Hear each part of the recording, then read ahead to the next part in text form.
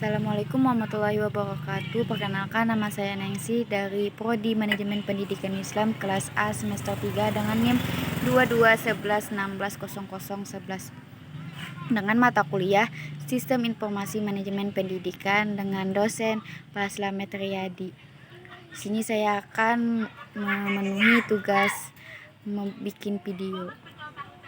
Sistem informasi manajemen. Pengertian sistem didefinisikan dengan berbagai pendekatan dan beragam istilah.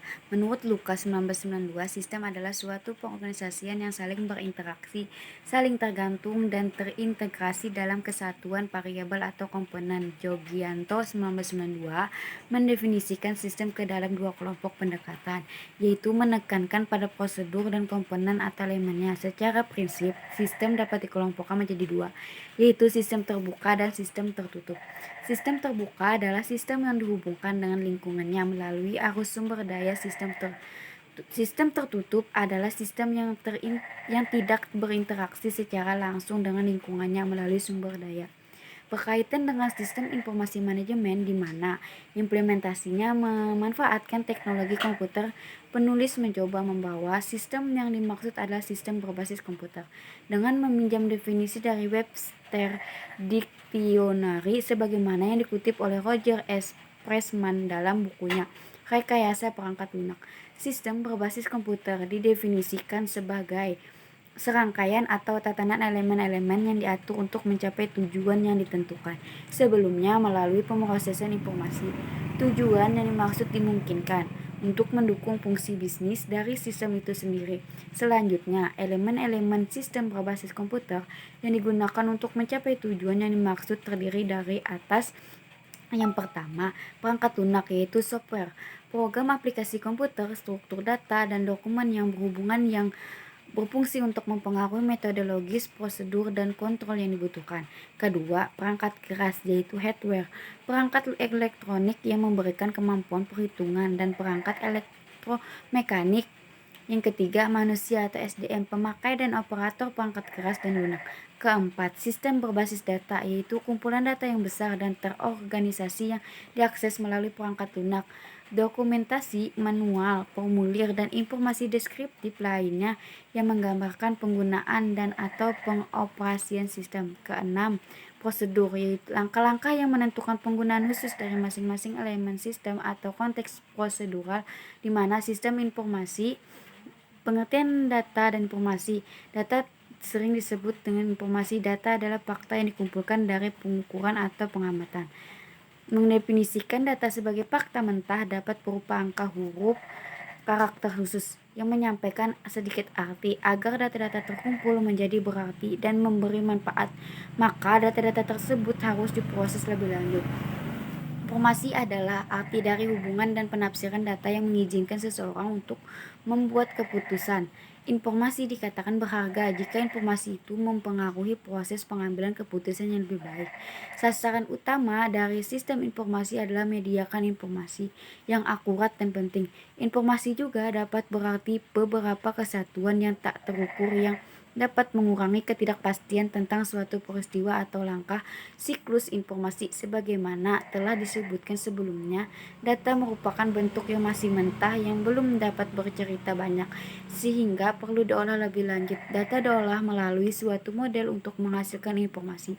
Data diolah melalui model tertentu menjadi informasi yang dapat dimanfaatkan oleh penerima dalam membuat keputusan dan melakukan tindakan yang berarti melakukan suatu tindakan lain yang akan membuat sejumlah data kembali. Data yang masih belum diolah akan disimpan dalam bentuk basis data. Data yang disimpan ini nantinya dapat diambil kembali, bentuk diolah kembali menjadi informasi. Data tersebut akan ditangkap sebagai input, diproses kembali lewat suatu model tertentu dan seterusnya membentuk suatu siklus. Siklus ini oleh John Booth disebut dengan siklus informasi atau information cycle. Kualitas informasi. Kualitas dari suatu informasi tergantung dari tiga hal, yaitu akurat, tepat pada waktunya, dan relevan. John Booth dan Grunitzky menggambarkan kualitas informasi dalam bentuk bangunan yang ditunjang oleh tiga buah pilar. Nilai informasi,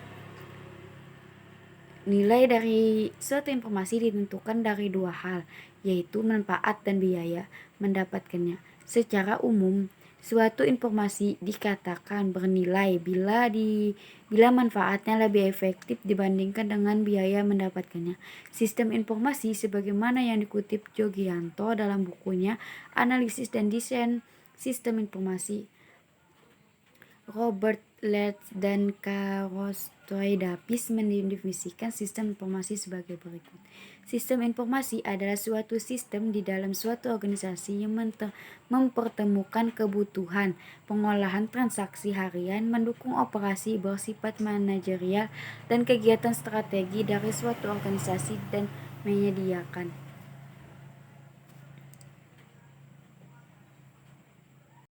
selanjutnya yaitu bab 2, sistem manajemen basis data. Sistem basis data didefinisikan sebagai suatu sistem yang terdiri atas kumpulan file atau tabel yang saling berhubungan dalam sebuah data basis data pada sebuah sistem komputer dan kumpulan program. Sistem manajemen basis data yang memungkinkan beberapa pemakai dan atau program lain untuk mengakses dan memanipulasi file atau tabel tersebut.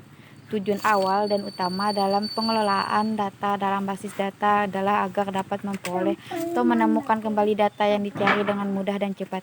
Hal yang sangat ditonjolkan dalam basis data adalah pengorganisasian data yang akan disimpan sesuai fungsi atau jenisnya. Pengaturan ini dapat berbentuk sejumlah tabel terpisah atau dalam bentuk pendefinisian file data setiap tabel. Abstraksi data. Sistem basis data adalah koleksi dari file-file yang saling berhubungan di mana program-program yang dibuat pengguna dapat mengakses dan memodifikasi file-file tersebut. Salah satu tujuan dari sistem basis data adalah menyediakan pengguna suatu pandangan abstrak dari data, yaitu sistem menyembunyikan rincian bagaimana data disimpan dan dipelihara.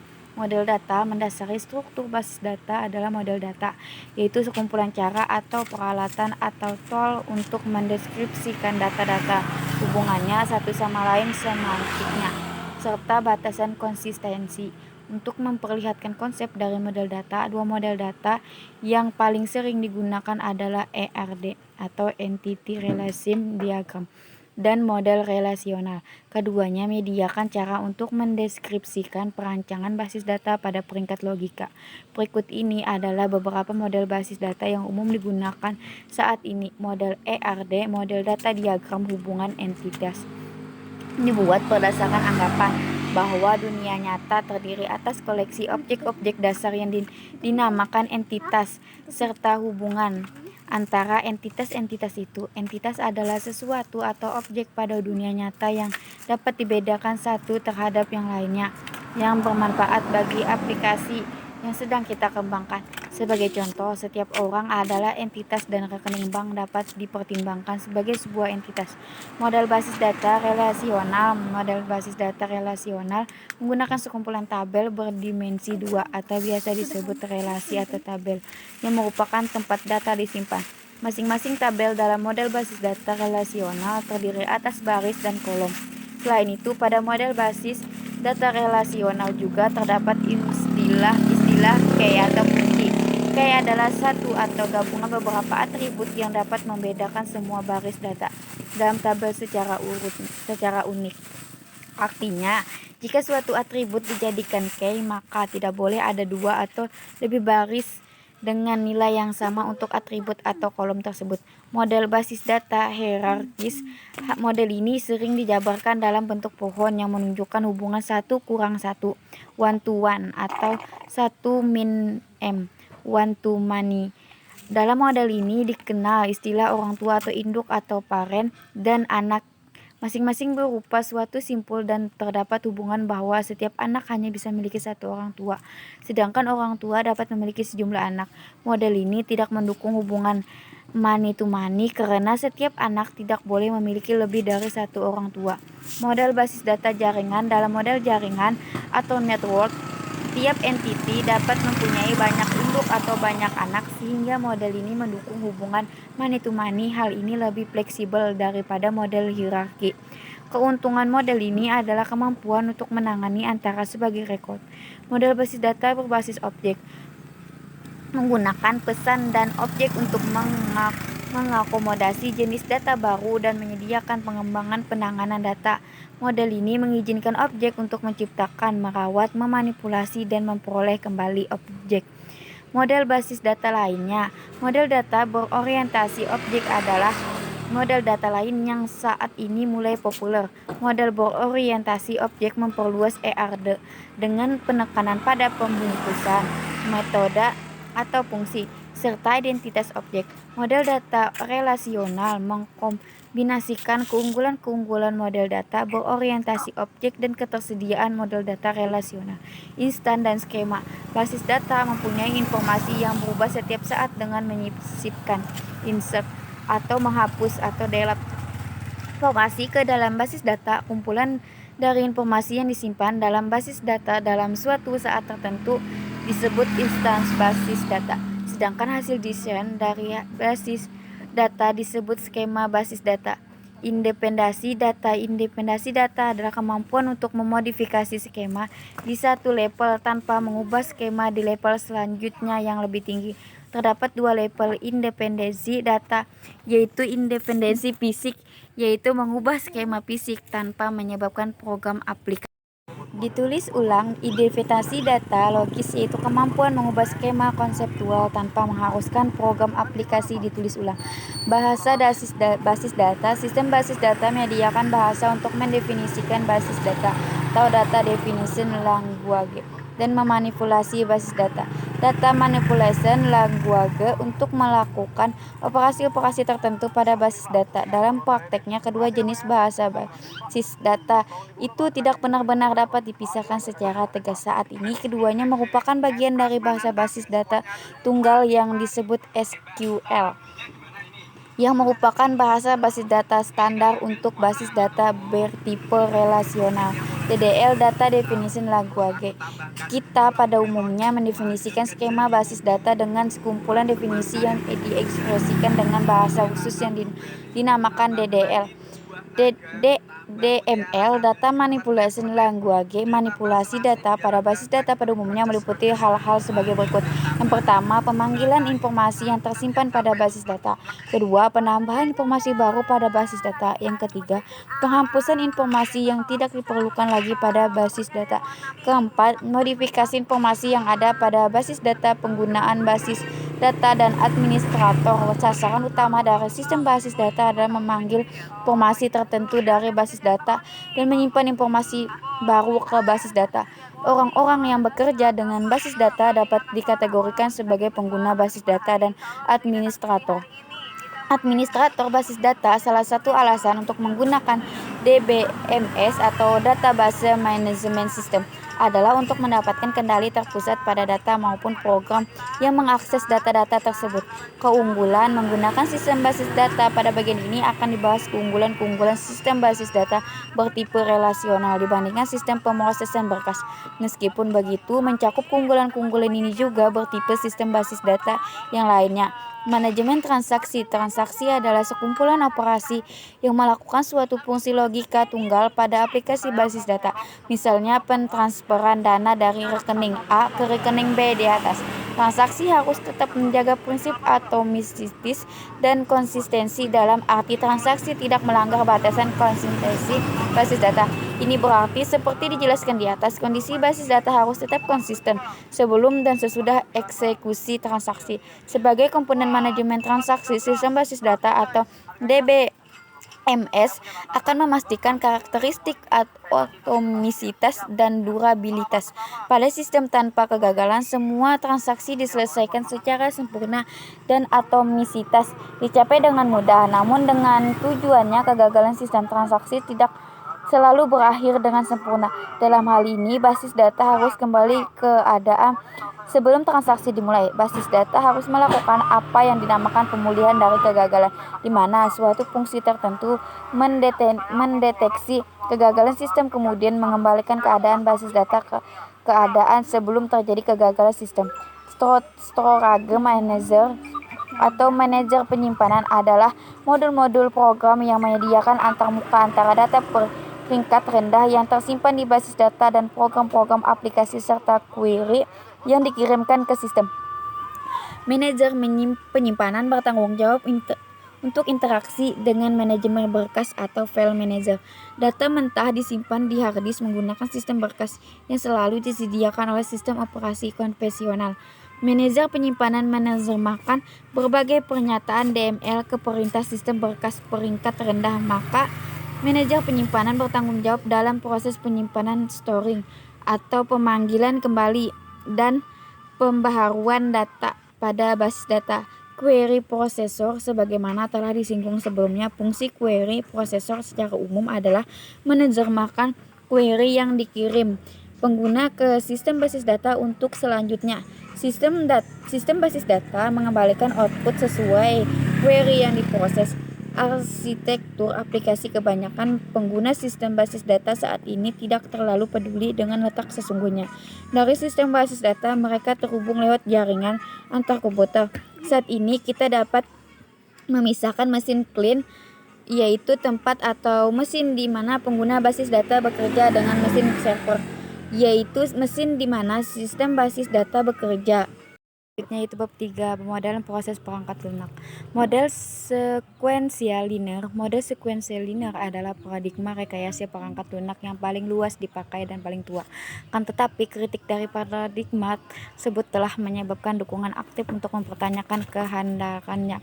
Model prototipe sering seorang pelanggan mendefinisikan serangkaian sasaran umum bagi perangkat lunak, tetapi tidak melakukan identifikasi kebutuhan output, pemrosesan, ataupun input detail. Pada kasus yang lain, pengembang mungkin tidak memiliki kepastian terhadap efisiensi algoritma, kemampuan penyesuaian dari sebuah sistem operasi, atau bentuk-bentuk yang harus dilakukan oleh interaksi manusia dengan mesin. Dalam hal ini, serta pada banyak situasi yang lain, prototyping paradigma mungkin menawarkan pendekatan yang terbaik. Model RAD atau Rapid Application Development Rapid Application Development adalah sebuah model proses perkembangan perangkat lunak sekuensial linear yang menekankan siklus perkembangan yang sangat pendek. Model RAD ini merupakan sebuah adaptasi atau kecepatan tinggi dari model sekuensial linear, di mana perkembangan cepat dicapai dengan menggunakan pendekatan konstruksi berbasis komponen. Jika kebutuhan dipahami dengan baik, proses RAD memungkinkan tim pengembangan menciptakan atau sistem fungsional yang utuh dalam periode waktu yang sangat pendek, kira-kira 60-90 hari, karena dipakai pada aplikasi sistem konstruksi. Pendekatan RAD melingkupi beberapa fase, yaitu business modeling, data modeling, proses modeling, application generation, dan testing and turnover. Pemodelan bisnis atau business modeling, aliran informasi di antara fungsi-fungsi bisnis dimodelkan dengan suatu cara untuk menjawab pertanyaan-pertanyaan berikut. Informasi apa yang mengendalikan proses bisnis? Informasi apa yang dimunculkan? Siapa yang memunculkannya? Kemana informasi itu pergi? Siapa yang memprosesnya? Pemodelan data atau data modeling, aliran informasi yang didefinisikan sebagai bagian dari fase business modeling, disaring ke dalam serangkaian objek data yang dibutuhkan untuk menopang bisnis tersebut.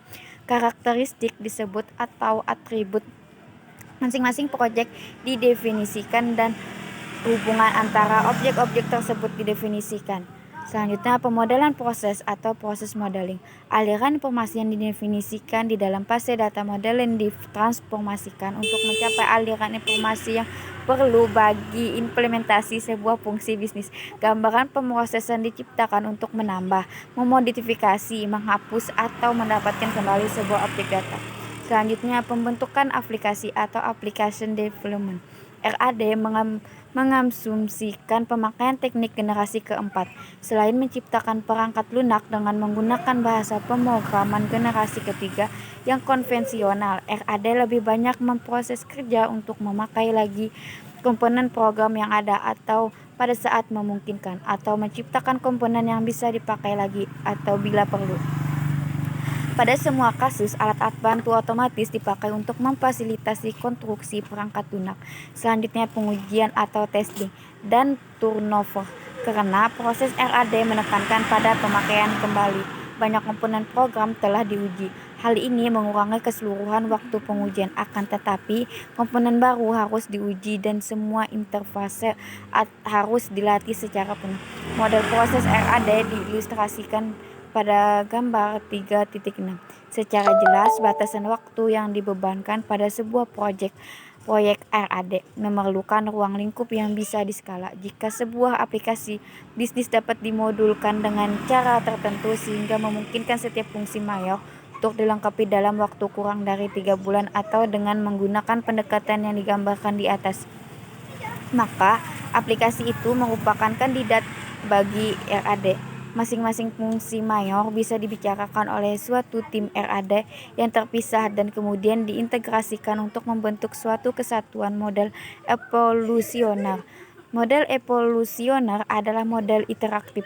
Model evolusioner ditandai dengan tingkah laku yang memungkinkan perekayasa perangkat lunak mengembangkan versi perangkat lunak yang lebih lengkap sedikit demi sedikit.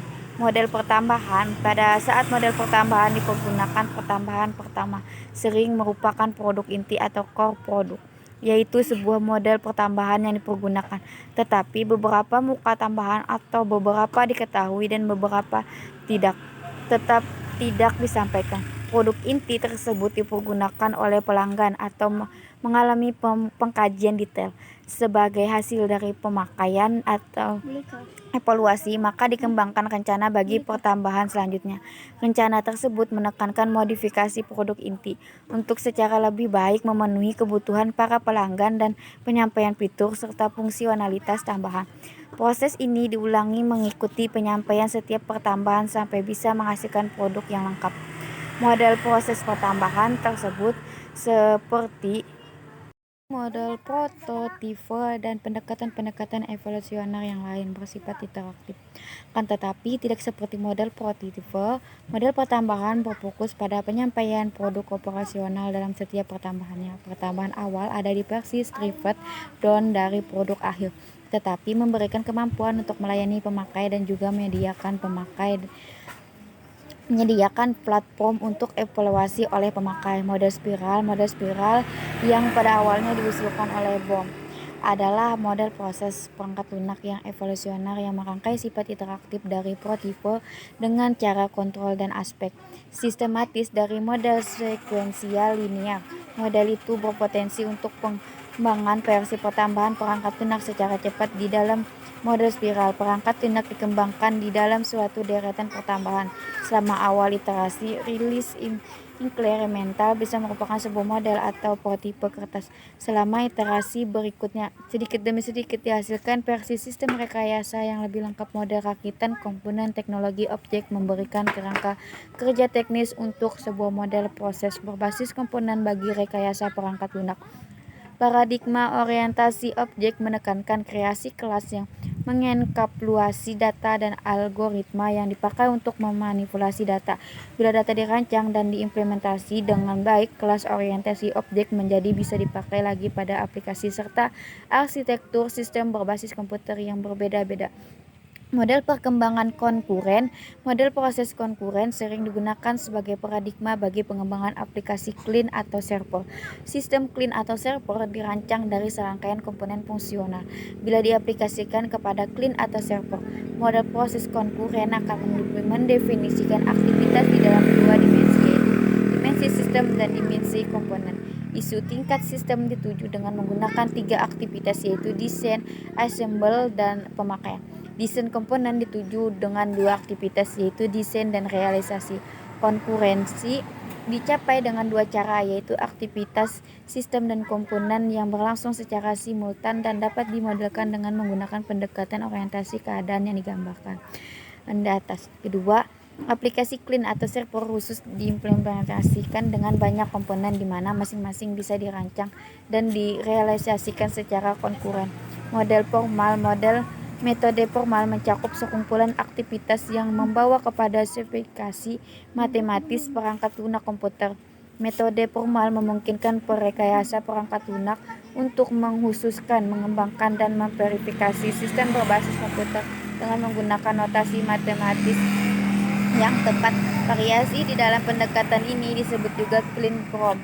Rekayasa perangkat lunak sedang diaplikasikan oleh banyak organisasi pengembang perangkat lunak.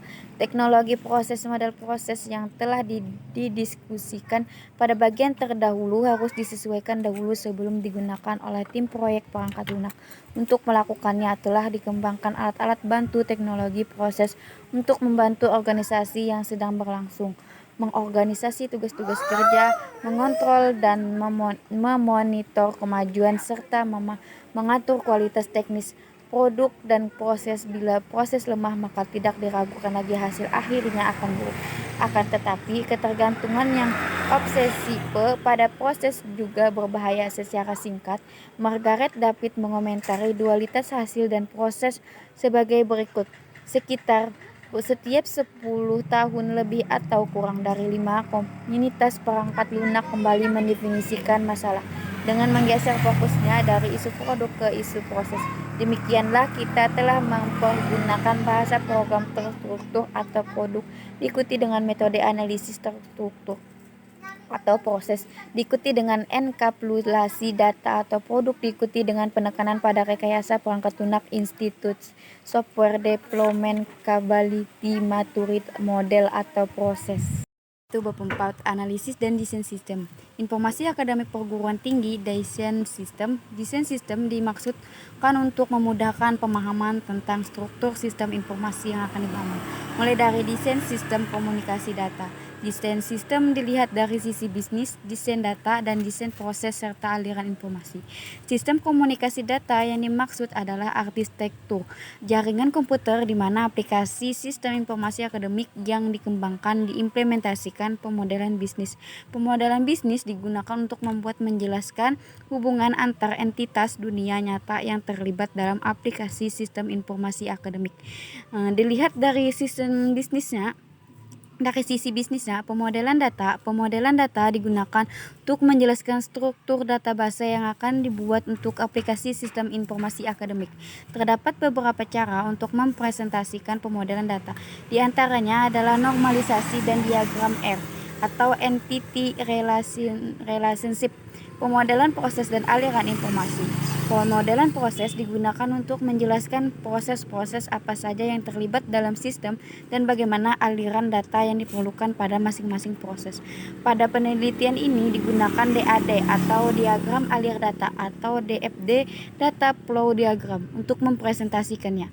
Desain masukan, yaitu dalam hal ini berupa forum-forum yang digunakan sebagai antarmuka pengguna untuk berinteraksi dengan sistem. Aplikasi admin digunakan administrator di sistem untuk melakukan berbagai administrasi data yang dibutuhkan oleh sistem informasi akademik. Berikut akan disajikan desain masukan untuk aplikasi admin. Halaman login admin digunakan melakukan autentifikasi pengguna untuk masuk ke halaman utama. Aplikasi admin, halaman utama akan muncul bila data pengguna atau username dan password yang dimasukkan melalui halaman login valid. Halaman utama berisi beberapa menu untuk melakukan navigasi aplikasi admin. Halaman administrasi data mahasiswa. Halaman administrasi data mahasiswa digunakan untuk melakukan administrasi data mahasiswa seperti tambahan data, pencarian data, pembaharuan data, dan penghapusan data. Halaman administrasi data staf. Halaman administrasi data staf digunakan untuk melakukan administrasi data staf pengajar atau dosen. Administrasi yang dimaksud adalah tambah data, pencarian data, pembaharuan data, dan penghapusan data staf. Halaman administrasi data mata kuliah. Halaman administrasi data mata kuliah digunakan untuk melakukan administrasi data mata kuliah. Administrasi yang dimaksud adalah tambah data, pencarian data, pembaruan data, dan penghapusan mata kuliah.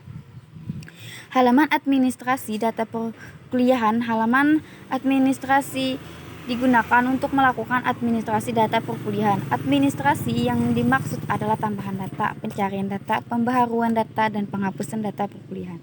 Halaman administrasi data kelas, yaitu digunakan untuk melakukan administrasi data kelas. Administrasi yang dimaksud adalah tambah data, pencarian data, pembaharuan data, dan penghapusan data kelas. Halaman administrasi data sesi perkuliahan digunakan untuk melakukan administrasi data sesi. administrasi yang dimaksud adalah tambah data, pencarian data, pembaharuan data, dan penghapusan data sesi. Halaman administrasi data aktivasi KRS digunakan untuk melakukan administrasi data jadwal KRS pada semester tertentu. Dalam hal ini, berupa rentang tanggal.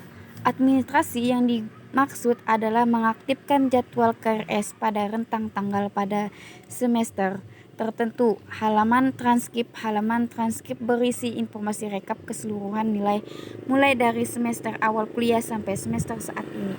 Aplikasi staf. Halaman jadwal mengajar berisi informasi jadwal mengajar berdasarkan mata kuliah yang diampu.